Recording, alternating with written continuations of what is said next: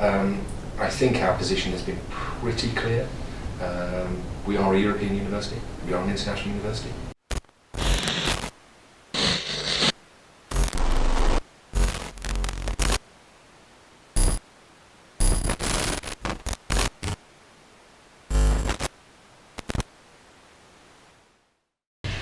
So yes, my name's Lizzie and I'm here from Raw 1251am. I am the head of news and I'm also here with my good friend James Ryan, who is the head of factual programming. So with the looming EU withdrawal date on the 31st of October and a potential deal only agreed just moments ago within the last few hours this morning, uncertainty is obviously rife in the current political climate. How has this affected university life and what sort of roles or things are you doing in the administration to tackle these issues? Is there a deal? Is that what they're saying? As of a few hours ago, Boris Johnson said there is potentially a deal. Yeah, I don't believe it for a minute. So anyway. We'll see what we get. So we've had a huge amount of work, really ongoing for 3 years, because this process has dragged on very, very painfully. I think the first thing to say is, of course, it really affects real people's lives. Real people's futures, their kids' futures. What is going to happen has been incredibly unclear, and as I've said on many occasions in different bits of the media, the way in which government has handled this has been disgraceful. So where we are now is we've had to have a whole series of work streams. We have some stockpiling, not a lot, but we have some stockpiling in some areas. Apparently the top advice is, if you are worried about no-deal Brexit, buy toilet roll. We've not got a lot of stockpiling in a number of places. Of course, in terms of foodstuffs and whatever, we source a lot locally.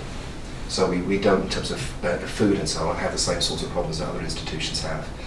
But we do have issues that affect colleagues, their futures, and whether they feel comfortable to work in this country or not. It's a national problem rather than a work-specific problem. But we've been working hard with people to try and support them getting settled status, in terms of making sure that contracts are clearly supporting them in their future. We've tried to do a lot of work with students as well. I mean, it's extraordinary that here we are today and I have to ask you, is there a deal or not? And we're supposed to be going out in a couple of weeks' time. I mean, I struggle to imagine any other aspect of public policy that's been handled so catastrophically. Personally, I am profoundly, deeply worried about what's been going on. No deal is catastrophic for this country. It is catastrophic for this region. It may not be catastrophic for the university because we have a lot of international networks already. And one of the things we've been doing for the last few years in terms of trying to prepare for all this is to build a network across Europe, which will be strong and long-lasting. And we worked hard to get a European University Network Award for that grouping of universities. The launch of that will be on the 1st of December. And it gives us a really strong structure for student exchange, joint programs, staff exchange, research activity in the future. So there's a number of areas that we've had to plan for. We have also colleagues who are on whose job contracts are based on funds from the European Union, and we've had to work hard with other universities to make sure the government will support those projects, underwrite those projects in the next period of time. If you costed up all the time and energy in this university and other organisations that have gone into this, it would be an extremely large number. I tend to say a bit more than that, but Peter doesn't like me going over the top. Thank you. So last year the university saw a fall in the rankings, most notably out of the UK top 10 in the Complete University Guide 2020. Do you see such rankings as holding much importance, and if so, what will the knock-on effects be for the university, and what steps has the university taken to address this? So the purpose of rankings is to make money for people who make rankings. That's the purpose. Right? So if you chase rankings, you're in a difficult position. We've just had, in contrast to the Complete University Guide, we've just had the Times Higher World Rankings, at which we're at our highest ever position. It's quite interesting that, because one of the reasons we're at our highest ever position in the world rankings of the Times is because the citations for research have gone up. In the QS World Rankings, we've just gone down, because our research citations have gone down. And the reason, of course, is that they're measured in different ways. One's an absolute score, and one's divided by numbers of staff. So the methodology is all important in all this. And if you are a ranking agency and you want to make money, what you have to do is you have to produce change every year. And the only way you can produce change every year, no one's interested in a ranking that's the same every year. Imagine the Premier League being 1 to 20 the same year, every single year. The only way is to change methodology.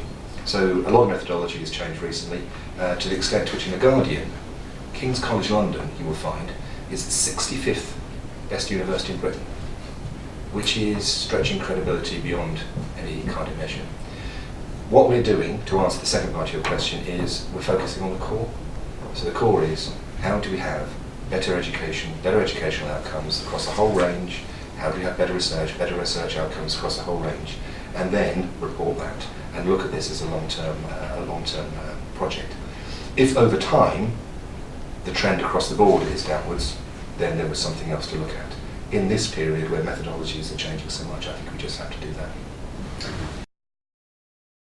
So the university has just declared a climate emergency and set out a number of proposals to address this issue, but with a record number of students, high levels of construction and poor public transportation options, is this merely sort of a publicity stunt on behalf of the administration, particularly because all other universities appear to be doing this? No, but you'd like a little more, wouldn't you? Yes. It's a hugely important part of what we are and what we're trying to do.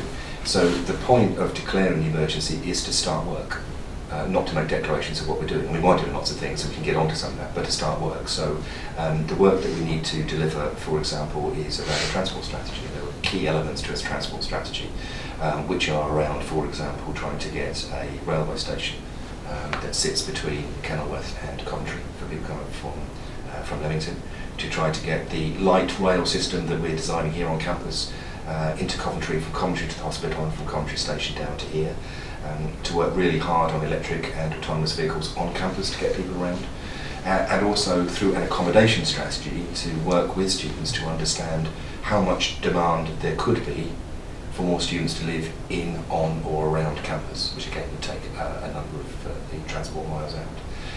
I would love to get to a place where there are no petrol-driven vehicles at all on campus. And maybe we can get there fairly quickly. We've got at the moment some routes that we'll be consulting on quite soon for the autonomous vehicles, with a view to the first prototypes being on campus next year.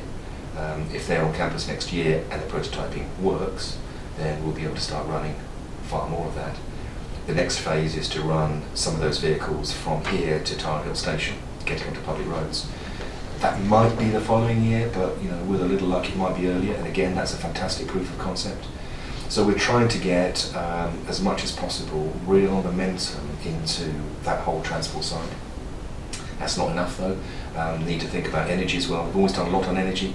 We're at the moment working hard to make sure that more, if not all, of our energy, our electricity comes in from renewables only for next year and beyond. We've generated a lot of power ourselves over the last few years. I think that the great leap forward would be, if we think about the campus as a whole, the university owns a lot of fields. Those fields soon will be slightly boxed in by HS2 if HS2 carries on. Either side of that there are significant areas of land designated for housing. So can we work together with the local authorities and developers so that we can produce ourselves large amounts of green electricity on that land that will not only supply this campus but also those new houses either side?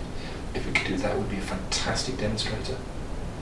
That's not enough either, because clearly one of the things that we need to do is to think about everyday living. We have all learned our behaviours are all conditioned by use and dispose. And the most difficult thing perhaps of all is going to be how we give, collectively, it's not a university administration job, it's a community job, how we give incentives to people to think more harder about our lifestyles and what we use and what we throw away. I think it's a huge programme of work. Getting to a position of carbon zero by 2030 is phenomenally hard. Absolutely, people will say it's not fast enough. But if that's our first aiming point, that's a pretty good aiming point. We need to secure quite a lot of investment, and I don't just mean by that money, I mean investment of people's energy, time and commitment to come up with good ideas and just change the way people behave. So I think there's a huge amount to do. It's a huge programme of work. It's a community thing, not a university administration thing. And I think there's real energy for it. I think there's a real will for it. One of the things I've noticed over the last year is whether it's at our university governing council or meetings with students and meetings with academic departments. Everybody wants to do something. So now let's try and agree what is it we're going to do and get on, learn and move forward to a future that the climate emergency feels a little further away than it does at the moment. Thanks. Okay, so looking, obviously you have talked a lot about transport. Am I talking too much? I'm actually going to ask even more about it. So exciting. So obviously you have mentioned today and in last year's interview the plan to improve public transportation from Leamington Spa with sort of a train station, but obviously with the controversy surrounding HS2 and its sort of unsteady footing. With the student population increasing and sort of other issues, what do you have sort of plans, especially with the Students' Union saying they really are this year going to improve the commute, especially from Leamington, because the majority, a lot, all the second years, we all live in Leamington. What is sort of, you mentioned within the year, with the year after that, what are you going to do sort of, if anything, immediately to help with this? Because obviously we deal with it on a daily basis, the commute from Leamington to campus with the buses. There is severe overcrowding. What, if anything, can be done in the immediate, either obviously before Christmas, that is a very short time period, within the next year, another short time period. Is there anything that can be done immediately to help students like us?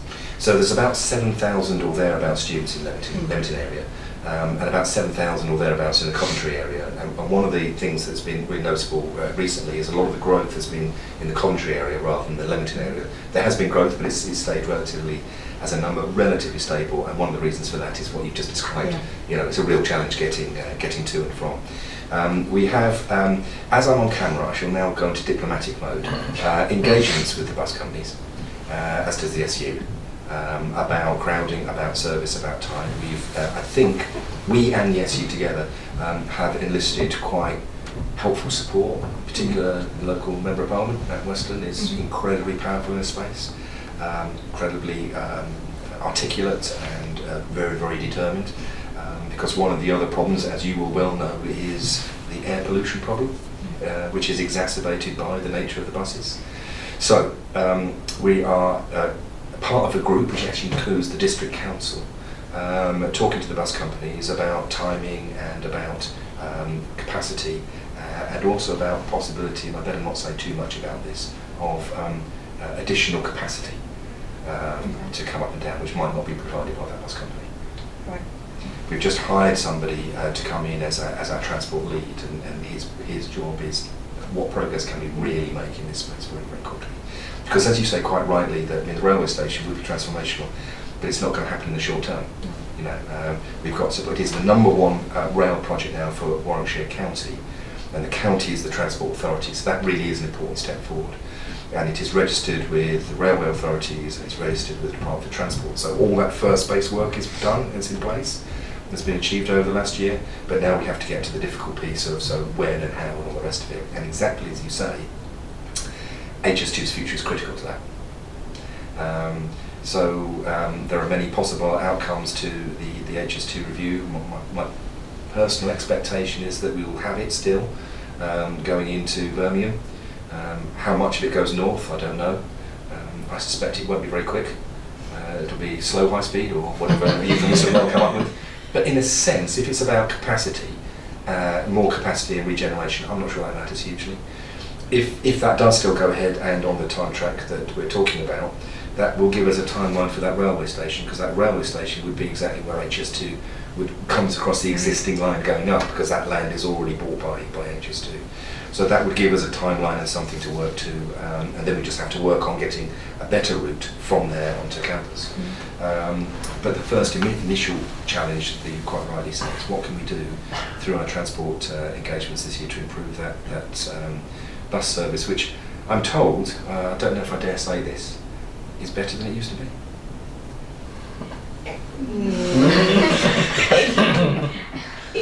Don't discuss. Just reject.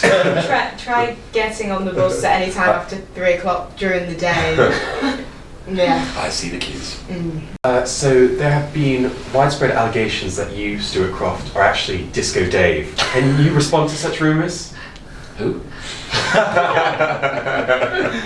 You do know who Disco Dave is? I think that this is scurrilous, Fake news. Absolutely outrageous fake news, and I don't know what you're talking about. I don't know who Disco Dave is. He's the DJ at the weekly Pop. It's a Wednesday event. I know what Pop is.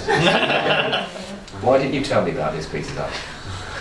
I didn't guess that question. This seems like an act to cover up that you are actually in fact Disco Dave. Do you know, I'd love you to put that out. You heard it here first. So tomorrow sees the opening of Pret a Manger on campus, a high-end sandwich chain that many see sort of as the epitome of the lack of affordable food options here. This, combined with the construction of Cryfield Village with student accommodation, which will rank as one of the more expensive accommodation options on campus, seem to indicate a wider trend that the university is not concerned with catering towards less affluent students. Yet what provisions is the university taking on this front? So, from what I've seen so far, Pret is going to be really popular.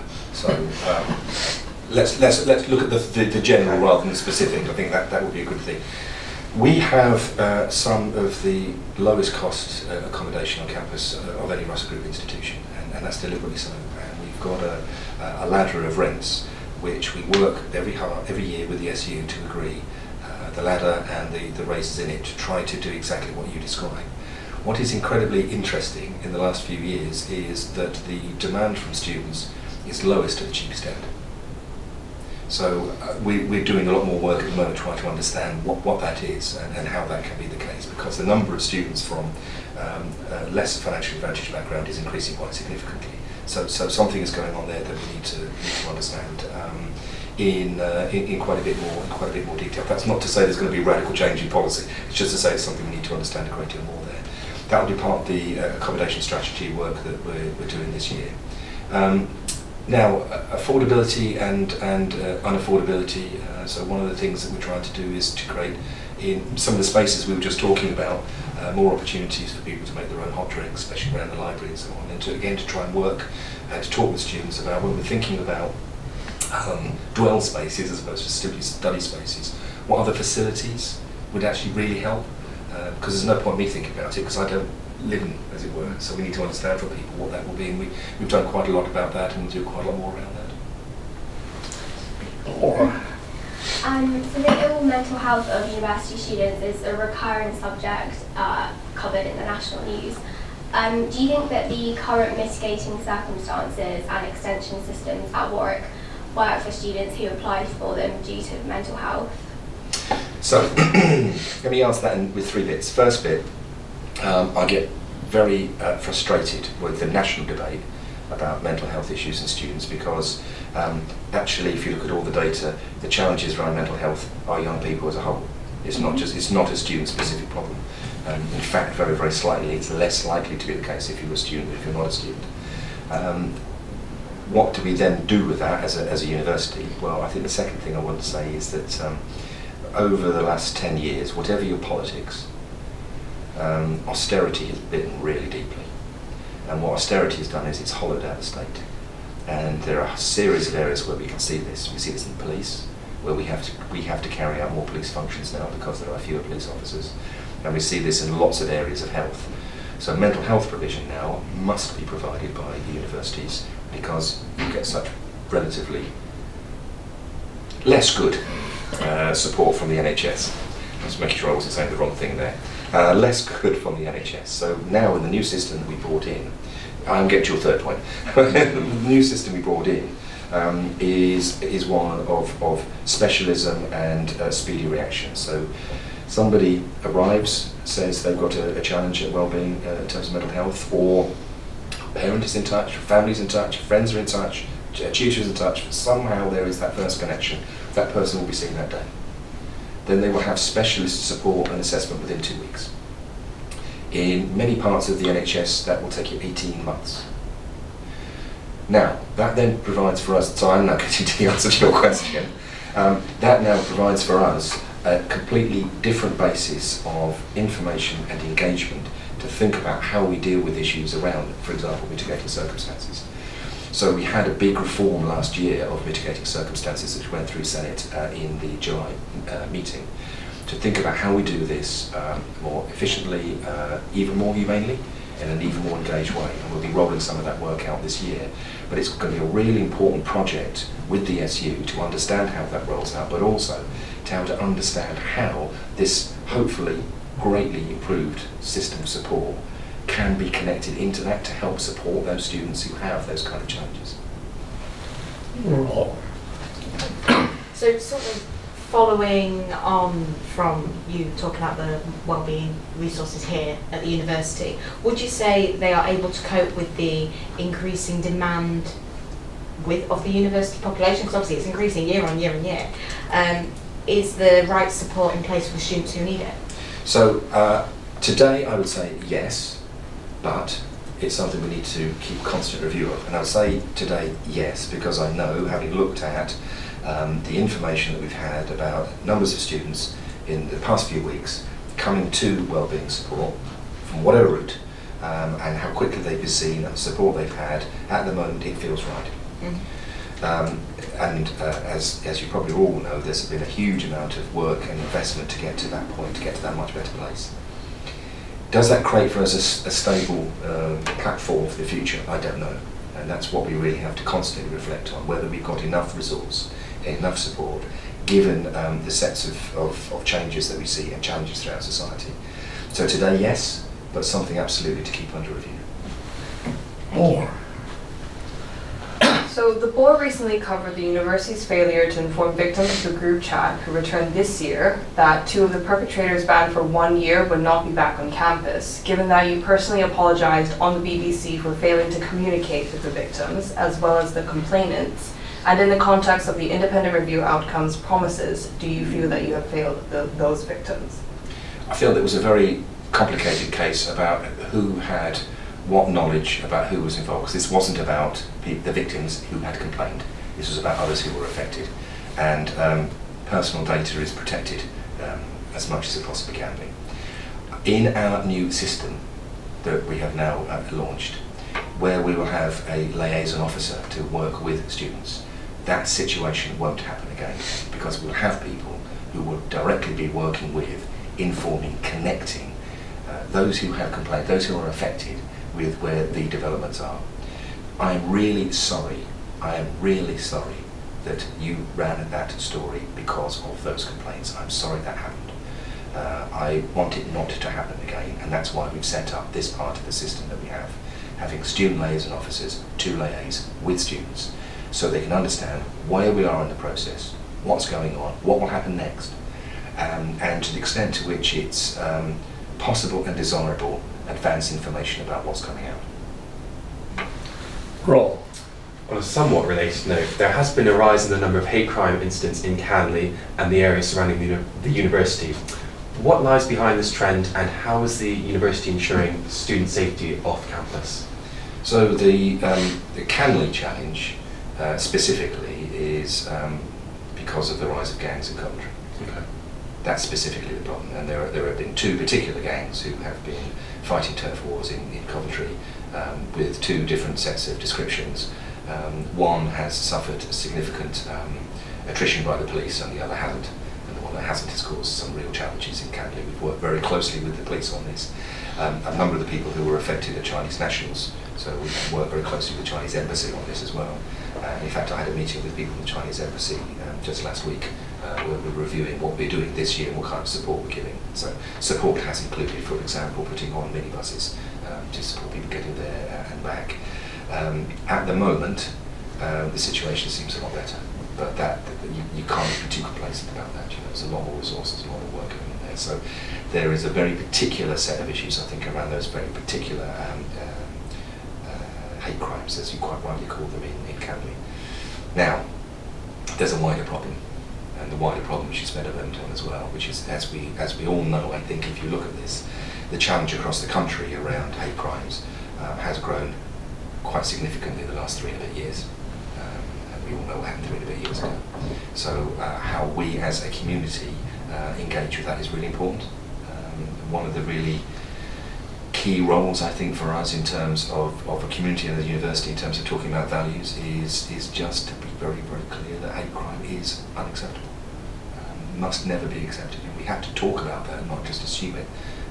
And I think probably one of the things that I've been guilty of in the last few years is assuming that and not saying it enough. So hate crime is unacceptable. One of the things that we had at the beginning of this year for the welcome for the new incoming first year students, when Ben Yushin and I stand up and do our double act, is to say that very explicitly. Hate crime is unacceptable. Zero tolerance. You do it, you are found guilty of it, you're out. So obviously you've been talking a lot about the review, but how is the university fostering a more, in general, what measures are being taken to foster a more accepting view on campus, specifically more immediately? So people from different backgrounds, people of different sexual orientations, religions, ethnicities, all in the wake of the group chat scandal. What's being done to foster this view that will be accepted, that is accepted by us, but not necessarily all students? So this is the crucial university and community work.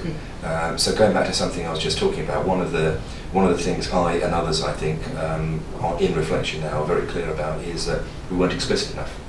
So the first thing is to be very explicit in a lot of the existing fora that we have. So in the sense of mainstreaming a lot of that work about values. So inclusion in that sense that you have just described is a core thing that we now will talk about.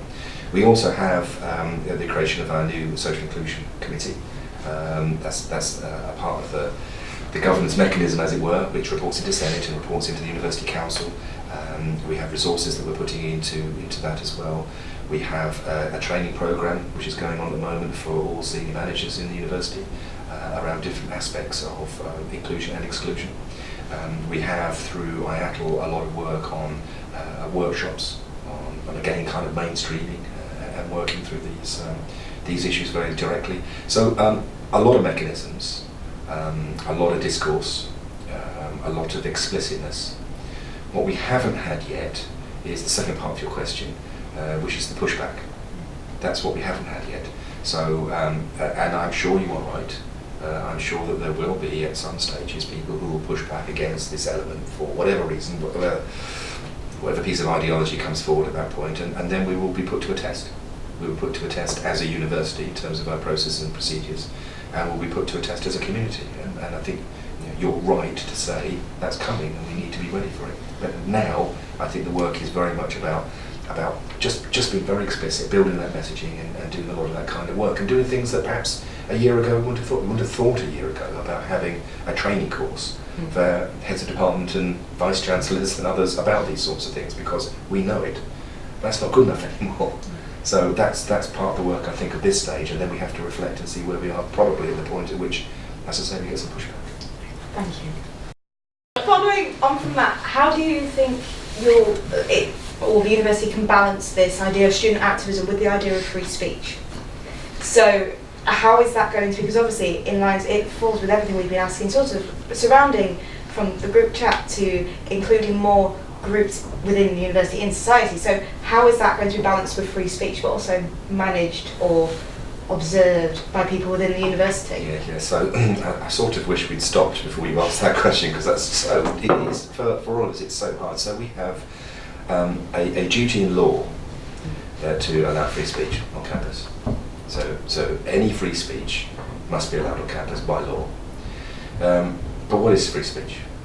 So if I start abusing you now, is that free speech? Or is that just abuse? If I give you 4 or 5 arguments why you're wrong to ask whatever question, that feels to me like free speech. So I just think that there's a duty on all of us to be very clear what is and isn't free speech. It's a very difficult legal space to get into. I know that because I've had to have several briefings from lawyers around these sorts of issues. But for a university in particular, academic freedom, our version, as it were, of free speech, is about argument that is evidenced and referenced, not abuse which is just hurled through social media or wherever. And that's the sort of distinction that I think it's really important for us to work with and try to live up to on campus. Sort of following on from everything we've been talking about throughout this interview, a lot of the things are going to be improving lives for us as students. So how do you think, or are the university working on improving sort of the trust between the university and students? Because obviously you were talking about all these transport things to do with study spaces and ways to make it a more inclusive society. sort of in the wake of the group chat scandal, obviously a lot of trust has been lost. What do you think is the best way that you are using to go about rebuilding this trust, and are you doing so? So let me give you two answers to that, if I may. One is it depends what you mean, because many students tell me that their relationship with the university is actually their relationship with their department and the people who are teaching them in that kind of context. So that trust, I don't think, has been affected in any particular ways overall by none of those issues. So in one sense, at that level, that kind of everyday connection is still there, it's still strong, it's still real. In terms of the university, in the way we're now describing capital T, capital U, our structured functional engagement has to be with the student union. That is in our statutes, that's the way that we engage, that's a really important piece of work, and student union represented on all the committees and subcommittees that make decisions, and we are working to work closely together again, as we have done over the previous few years, about seeing what are the joint programmes of work that we can push through over the course of next year. And actually, no, that was true last year as well. So we had a big package of education reforms which went through Senate in July. That would never have happened without really close collaboration with Larissa and with others in the student union. So there have been some really important pieces of work. It's a much more mixed message of that sort. The other thing to say, though, of course, is that there's a general challenge of how a big institution communicates with an individual about anything. And so one of the things that we've been trying to do, because you don't want to just fill that full of propaganda, that's no good, and smart people see through that instantaneously. So we need to find, and we are working on this at the moment, a whole series of other people to talk about, to play that kind of intermediary role. So student bloggers, for example, say what it is and what's going on and what they've seen. So trying to find more space for student bloggers, student ambassadors, to make some of those connections is another really important part of that programme work. But I just think it's a much more mixed picture than there's one line of communication, one line of trust, one line of relations to be built back up. Thank you. Thanks folks, for 1 minute past the hour. So. Thank you. Thank you for taking the time. Thank you very much. Thank you very much. Thank you for Thanks for great questions.